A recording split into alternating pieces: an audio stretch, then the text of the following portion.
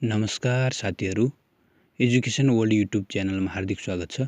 शिक्षक सेवा आयोगको माध्यमिक तथा आधारभूत तहको प्रथम पत्र सामान्य परीक्षा अन्तर्गत एकाइ 5 नेपालको आर्थिक विकाससँग सम्बन्धित अति महत्त्वपूर्ण र अति सम्भावित प्रश्नोत्तरहरू लिएर उपस्थित भएको छु। साथीहरू, यदि तपाईँहरू यस च्यानलमा नयाँ हुनुहुन्छ भने कृपया च्यानललाई सब्स्क्राइब गरिदिनुहोला र सँगै रहेको बेल आइकनलाई प्रेस गरेर अल नोटिफिकेसन अन गरिदिनुहोला, जसले गर्दा पछिल्ला कुनै पनि भिडियोहरू मिस हुने छैनन्। हवस् त लागौँ आजको टपिकतर्फ। एकाइ 5 नेपालको आर्थिक विकास। प्रश्न नम्बर 1, आइएसओ 22000 केसँग सम्बन्धित छ? यसको सही उत्तर हो खाद्य सुरक्षासँग सम्बन्धित छ। आइएसओ 22000 चाहिँ खाद्य सुरक्षासँग सम्बन्धित छ। त्यसैगरी प्रश्न नम्बर 2, नेपाल दक्षिण एसियाकै पहिलो खुला दिशामुक्त राष्ट्रको रूपमा कहिले घोषणा भएको थियो? पहिलो खुला दिशामुक्त राष्ट्र घोषणा चाहिँ 2076 साल असोज 13 गते, विक्रम सम्वत 2076 साल असोज 13 गते चाहिँ एसियाकै पहिलो खुला दिशामुक्त राष्ट्र घोषणा भएको थियो। त्यसै गरेर प्रश्न नम्बर 3, नेपालको पहिलो दिशामुक्त अञ्चल धौलागिरी हो भने खुला दिशामुक्त जिल्ला चाहिँ कुन हो? यसको सही उत्तर हो कास्की। त्यसै गरेर प्रश्न नम्बर 4, नेपालमा directly observed treatment short course DOTS कार्यक्रमको सुरुवात कहिले कुन जिल्लाबाट भएको थियो? यसको सही उत्तर हो विक्रम सम्वत 2054मा भनपकै, भक्तपुर, नवलपरासी, पर्सा र कैलालीबाट। त्यसै गरेर प्रश्न नम्बर 5, फलफुलको अध्ययन सम्बन्धी विज्ञानलाई के भनिन्छ? यसको सही उत्तर हो पोमोलोजी।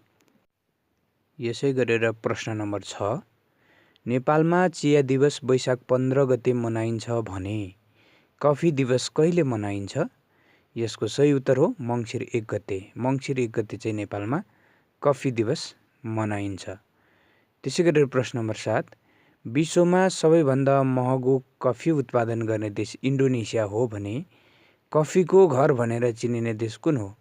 इथियोपिया। इथियोपियालाई चाहिँ कफीको घर भनेर चिनिन्छ। त्यसै गरेर प्रश्न नम्बर 8, नेपाल धान उत्पादनको हिसाबले विश्वको कतिऔँ स्थानमा पर्दछ? यसको सही उत्तर हो 18औँ स्थानमा।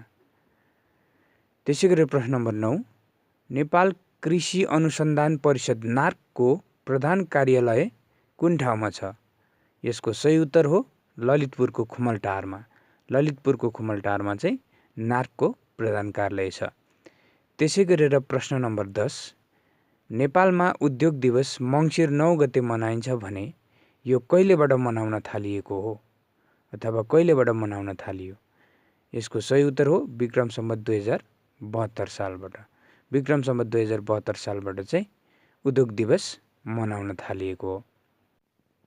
यसै गरेर प्रश्न नम्बर 11, जुम्लाको पतरासीमा हुने मार्सी धान विश्वकै सबैभन्दा अग्लो ठाउँमा हुने धान, यो खेती चाहिँ कति उचाइमा हुन्छ अथवा मार्सी धान खेती चाहिँ कति उचाइसम्ममा हुन्छ?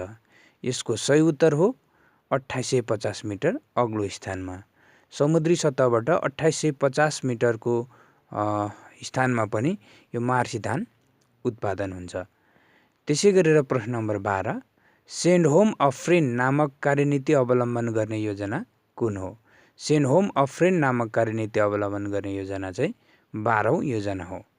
त्यसै गरेर प्रश्न नम्बर 13, नेपाल पर्यटन बोर्डको स्थापना कहिले भयो? यसको सही उत्तर हो विक्रम सम्वत 2055 साल पौष 16 गते। नेपाल पर्यटन बोर्डको स्थापना चाहिँ विक्रम सम्वत 2055 साल पौष 16 गते भयो। त्यसै गरी प्रश्न नम्बर 14, नेपालमा सर्वप्रथम होमस्टेको औपचारिक सुरुवात कहिलेबाट भयो? यसको सही उत्तर हो विक्रम सम्वत 2067 साल भाद्र 1 गते। 2067 साल भाद्र 1 गतेबाट चाहिँ होमस्टेको औपचारिक सुरुवात भयो।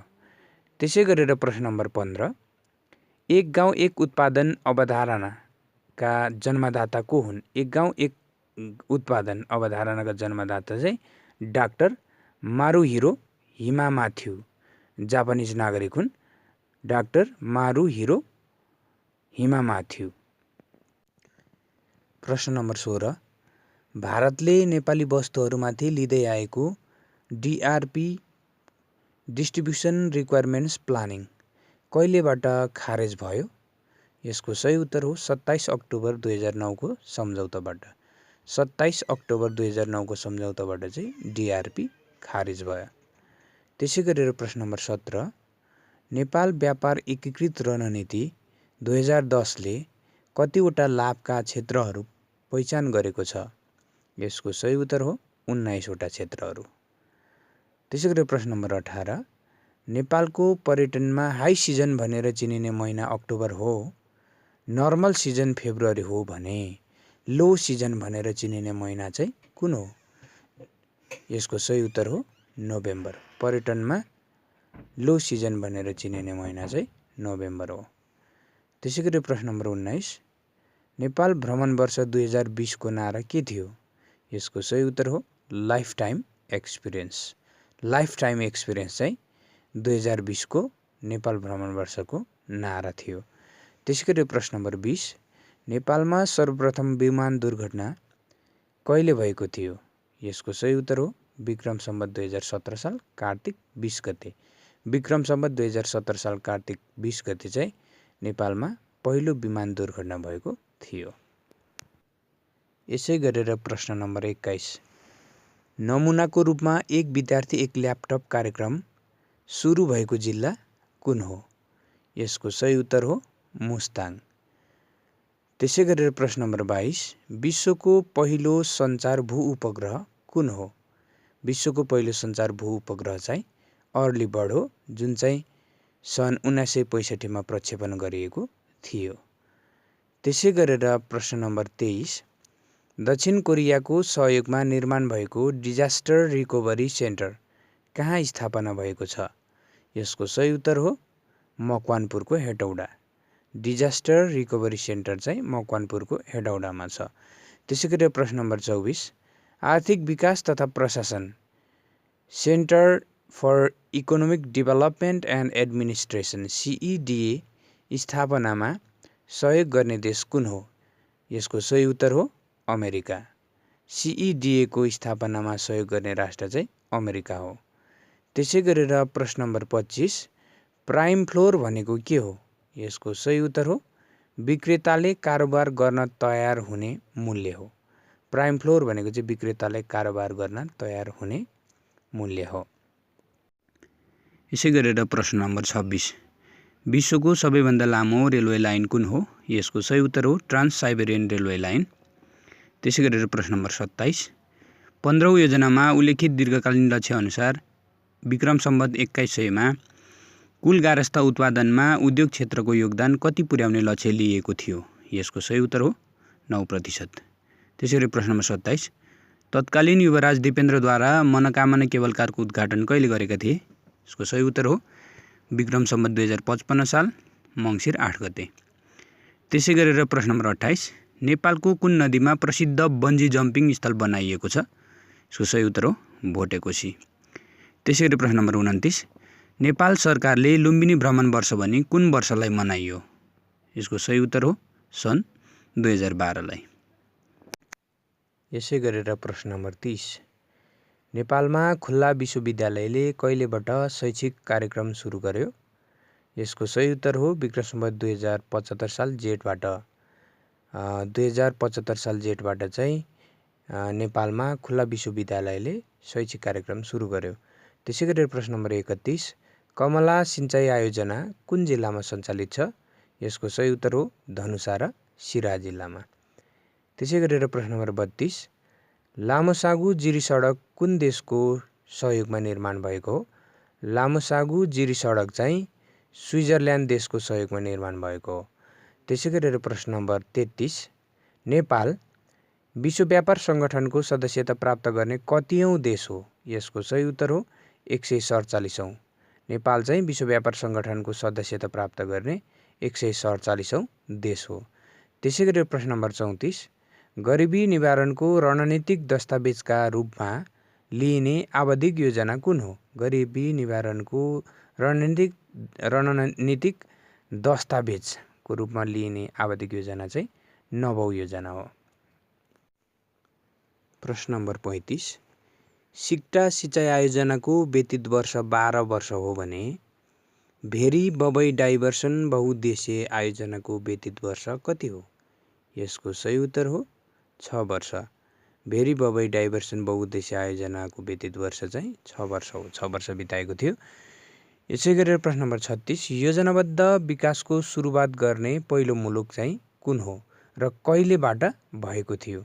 योजनाबद्ध विकासको सुरुवात गर्ने मुलुक चाहिँ रुस हो र सन् 1928 मा चाहिँ सुरु भएको थियो। योजनाबद्ध विकासको सुरुवात चाहिँ 1928 मा भएको थियो र रुसबाट भएको थियो। त्यसै गरेर प्रश्न नम्बर 37 रुसले बनाएको पहिलो योजनाको नाम के थियो? यसको सही उत्तर हो पापतिलेका। पापतिलेका थियो। रुसले बनाएको पहिलो योजनाको नाम चाहिँ पापतिलेका थियो। त्यसै गरेर प्रश्न नम्बर 38 योजना विकास मन्त्रालयको स्थापना कहिले भएको थियो? यसको सही उत्तर हो विक्रम सम्वत 2008 साल माघ 2 गते। यसै गरेर प्रश्न नम्बर 39 माथिल्लो तामाकोशी जलविद्युत आयोजनाको उत्पादन क्षमता कति हो? यसको सही उत्तर हो 456 मेगावाट। 456 मेगावाट चाहिँ माथिल्लो तामाकोशी जलविद्युत आयोजनाको उत्पादन क्षमता हो। यसै गरेर प्रश्न नम्बर 40 चमेलिया जलविद्युत आयोजना कुन जिल्लामा छ र यसको लगानीकर्ता चाहिँ को हो? चमेलिया जलविद्युत आयोजना चाहिँ दार्चुलामा छ र यसको लगानीकर्ता चाहिँ चाइना गेजुवा ग्रुप अफ पावर कम्पनी दार्चुलामा छ र चाइना गेजुवा ग्रुप अफ पावर कम्पनी चाहिँ यसको लगानीकर्ता हो। त्यसै गरेर प्रश्न नम्बर 41 नेपाल सरकारले कुन दशकलाई ऊर्जा तथा जलस्रोत दशकको रूपमा मनाउने घोषणा गरेको छ? नेपाल सरकारले चाहिँ ऊर्जा तथा जलस्रोत दशकको रूपमा विक्रम सम्वत 2075 देखि 85 लाई चाहिँ मनाउने घोषणा गरेको छ। त्यसै गरेर प्रश्न नम्बर 42 हुलाक टिकट सङ्कलन गर्ने कामलाई अथवा हुलाक टिकट सङ्कलकलाई के भनिन्छ? यसको सही उत्तर हो फिलाटेली, जसको अर्थ चाहिँ शोकहरूको राजा भन्ने हुन्छ। त्यसै गरेर प्रश्न नम्बर 43 सञ्चार क्षेत्रमा प्रयोग हुने एडिएसएल को पूरा रूप के हो? एडिएसएल को फुल फर्म चाहिँ एसिमेट्रिक डिजिटल सब्सक्राइबर लाइन हो। एसिमेट्रिक डिजिटल सब्सक्राइबर लाइन हो। त्यसै गरी प्रश्न नम्बर 44 नेपालमा निजी क्षेत्रबाट मोबाइल सेवा प्रयोग गर्ने संस्था कुन हो? यसको सही उत्तर हो खेतान ग्रुप। खेतान ग्रुप चाहिँ निजी क्षेत्रबाट मोबाइल सेवा प्रयोग गर्ने संस्था हो। त्यसै गरेर प्रश्न नम्बर 45 नेपालको पहिलो सर्च इन्जिन कुन हो? नेपालको पहिलो सर्च इन्जिन चाहिँ इबुजेसिया हो। इबुजेसिया चाहिँ नेपालको पहिलो सर्च इन्जिन हो। यसै गरेर प्रश्न नम्बर 46 सामाजिक सञ्जाल फेसबुकको स्थापना कहिले भएको थियो? सामाजिक सञ्जाल फेसबुकको स्थापना चाहिँ सन् 2004 फेब्रुअरी 4 मा। सन् 2004 फेब्रुअरी 4 मा।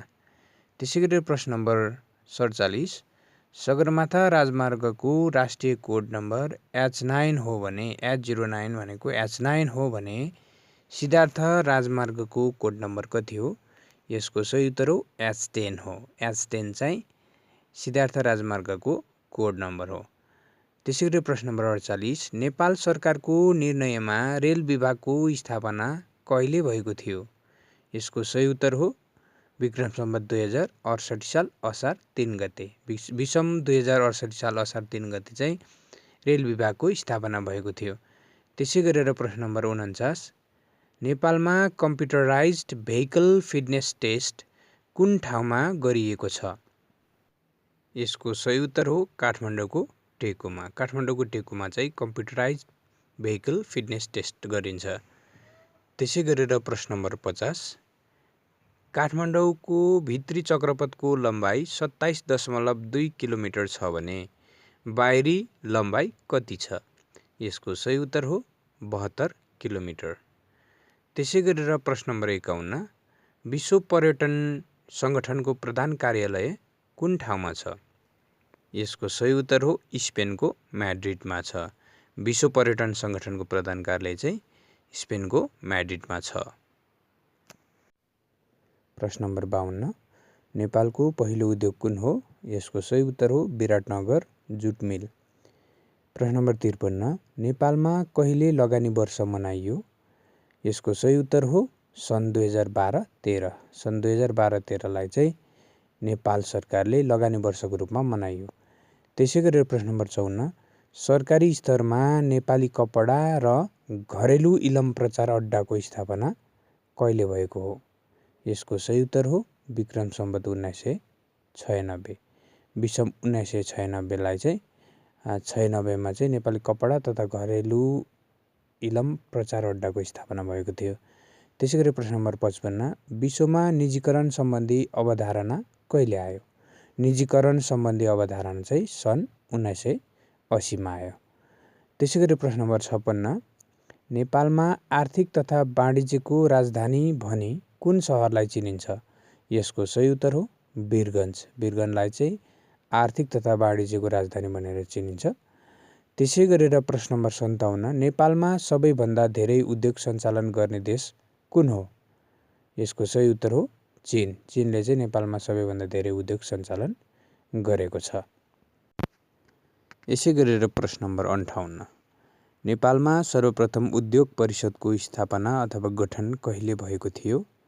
यसको सही उत्तर हो 1993 मङ्सिर 9 गते। विक्रम सम्वत 1993 मङ्सिर 9 गते चाहिँ उद्योग परिषदको गठन भएको थियो। त्यसै गरी प्रश्न नम्बर 59 नेपालमा औद्योगिक नीतिको घोषणा कहिले भएको थियो?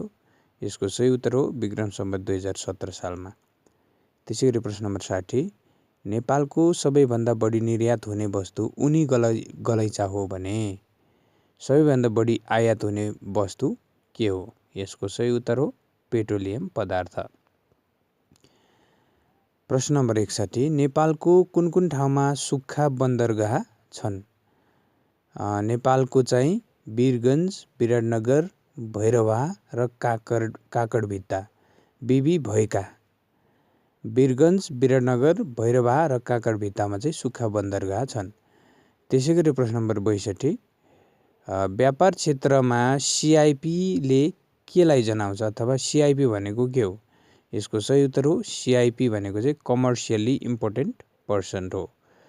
कमर्सियली इम्पोर्टेन्ट पर्सन हो। त्यसै गरी प्रश्न नम्बर 63 नेपालले महावाणिज्य दूतावास कति मुलुकमा खोलेको छ? यसको सही उत्तर हो 4वटा चीन, भारत, अमेरिका र साउदी अरब। प्रश्न नम्बर 64 ब्लू चिप्स केसँग सम्बन्धित छ? यसको सही उत्तर हो सेयर बजारसँग। ब्लू चिप्स चाहिँ सेयर बजारसँग सम्बन्धित छ। त्यसै गरी प्रश्न नम्बर 65 डब्लुटिओमा ब्लू बक्स भन्नाले के बुझिन्छ? वर्ल्ड ट्रेड अर्गनाइजेसन विश्व व्यापार सङ्गठनमा ब्लू बक्स भन्नाले चाहिँ कृषि क्षेत्रमा दिइने अनुदान। कृषि क्षेत्रमा दिइने अनुदानलाई चाहिँ ब्लू बक्स भनिन्छ। त्यसै गरेर प्रश्न नम्बर 66 नेपालले हालसम्म कति मुलुकसँग बिपा सम्झौता गरेको छ? 6वटा मुलुकसँग। नेपालले बिपा सम्झौता गरेको मुलुकहरू कुन कुन हुन्? यसको सही उत्तर हो फ्रान्स, जर्मनी, बेलायत, मौरिसस, फिनल्यान्ड र भारत। नेपालसँग बिपा सम्झौता भएको प्रथम देश कुन हो? फ्रान्स हो। त्यसै गरेर प्रश्न नम्बर 69 भारतसँग भएको बिपा सम्झौतामा नेपालको तर्फबाट हस्ताक्षर गर्ने व्यक्ति तत्कालीन उद्योग मन्त्री अनिल कुमार झा हुन् भने भारतको तर्फबाट हस्ताक्षर गर्ने व्यक्ति को हुन्? भारतको तर्फबाट हस्ताक्षर गर्ने व्यक्ति चाहिँ तत्कालीन भारतीय वित्त मन्त्री प्रणब मुखर्जीले चाहिँ हस्ताक्षर गरेका थिए भारतको तर्फबाट बिपा सम्झौतामा। प्रश्न नम्बर 70 नेपालले हालसम्म दोहोरो करमुक्ति सम्झौता गरेका मुलुकहरू कुन कुन हुन्? यसको सही उत्तर हो भारत, नर्वे, थाइल्यान्ड, श्रीलङ्का, मौरिसस, अस्ट्रिया, पाकिस्तान, चीन, दक्षिण कोरिया, कतार र बङ्गलादेश। त्यसैगरी प्रश्न नम्बर 71 विश्व व्यापार सङ्गठन र नेपाल ग्याटको स्थापना कहिले भएको थियो? यसको सही उत्तर हो सन् 1948मा। त्यसै गरेर GATTको पुरा रूप के हो? यसको सही उत्तर हो general agreement on tariffs and trade. General agreement on tariffs and trade. त्यसै गरी प्रश्न नम्बर 72 ग्याट कहिले WTOमा परिवर्तन भयो? यसको सही उत्तर हो सन् 1995 जनवरी 1। सन् 1995 जनवरी 1 मा चाहिँ WTOमा परिवर्तन भयो। त्यसै गरी प्रश्न नम्बर 73, WTOको स्थापनाका लागि भएको 8औं चरणको वार्तालाई के भनिन्छ अथवा कुन ठाउँमा भएको थियो? यो 8औं चरणको वार्तालाई चाहिँ उरुग्वे वार्ता भनिन्छ। उरुग्वेमा भएको थियो, उरुग्वे वार्ता भनिन्छ। त्यसै गरी प्रश्न नम्बर 74, अफगानिस्तान कहिले WTOको सदस्य राष्ट्र बन्यो? यसको सही उत्तर हो 29 जुलाई 2016। 29 जुलाई 2016 मा चाहिँ अफगानिस्तान WTOको सदस्य राष्ट्र बन्यो। त्यसै गरी प्रश्न नम्बर 75, नेपालमा उत्पादन हुने चिया खेतीले नेपालको कति प्रतिशत माग धानेको छ? यसको सही उत्तर हो 45%। नेपालमै उत्पादन हुने चियाले चाहिँ नेपालको 45% माग धानेको छ। त्यसै गरी प्रश्न नम्बर 76, चियामा कुन विषालु क्षारीय तत्त्व पाइन्छ? यसको सही उत्तर हो टेनिन। चियामा पाइने विषालु क्षारीय तत्त्वलाई चाहिँ टेनिन भनिन्छ। त्यसै गरी प्रश्न नम्बर 77, विश्वको पहिलो नगदे बाली कुन हो? यसको सही उत्तर हो चिया। त्यसै गरी प्रश्न नम्बर 78, तराईमा उत्पादन हुने चियालाई CTC चिया भनिन्छ भने पहाडमा उत्पादन गरिने चियालाई के भनिन्छ? यसको सही उत्तर हो अर्थोडक्स।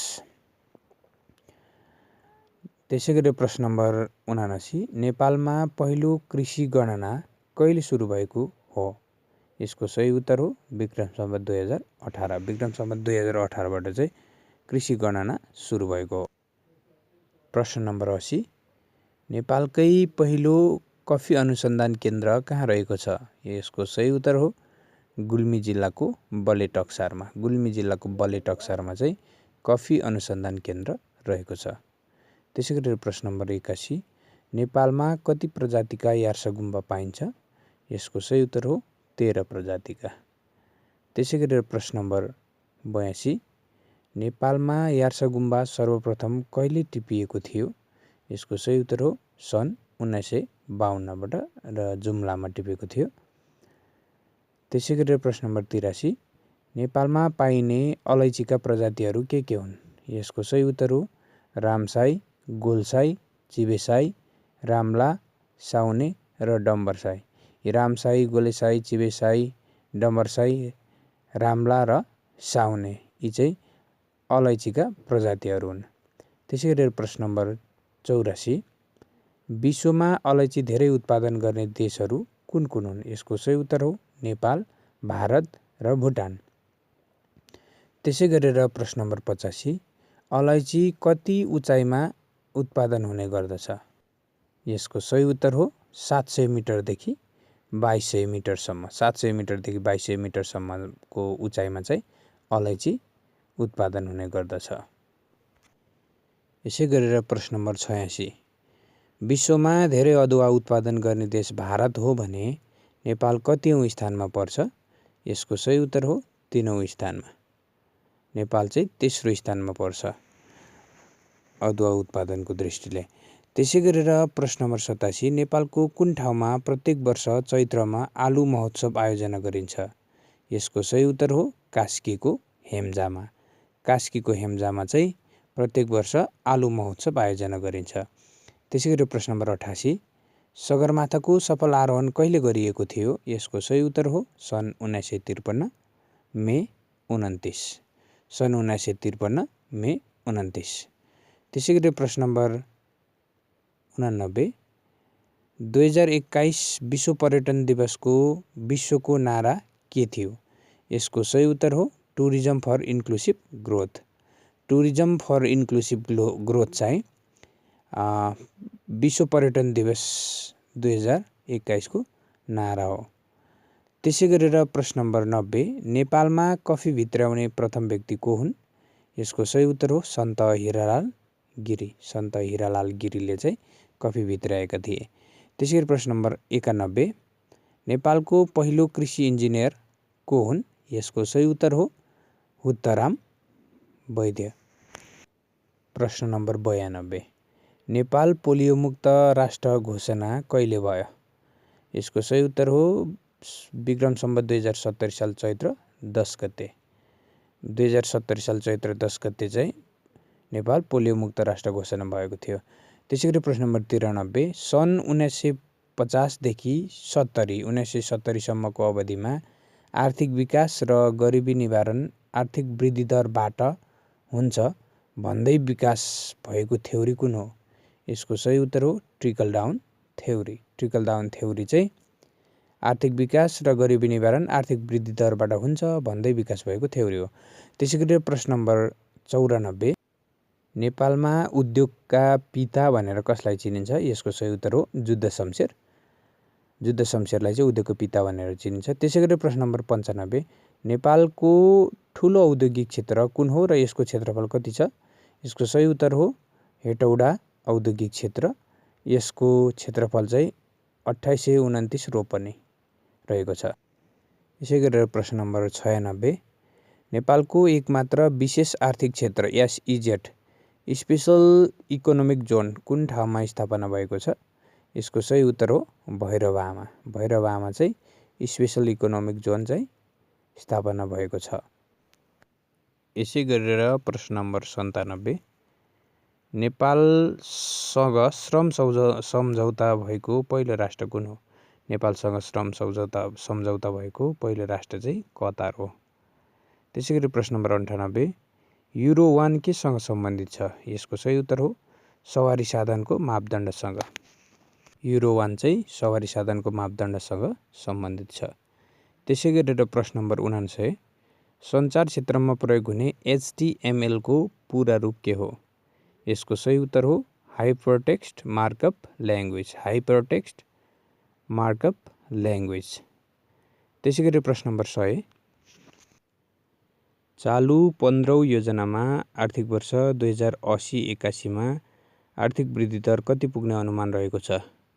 यसको सही उत्तर हो 10.3%। आर्थिक वर्ष 2080-81 मा चाहिँ आर्थिक वृद्धि दर 10.3% पुग्ने अनुमान गरिएको छ।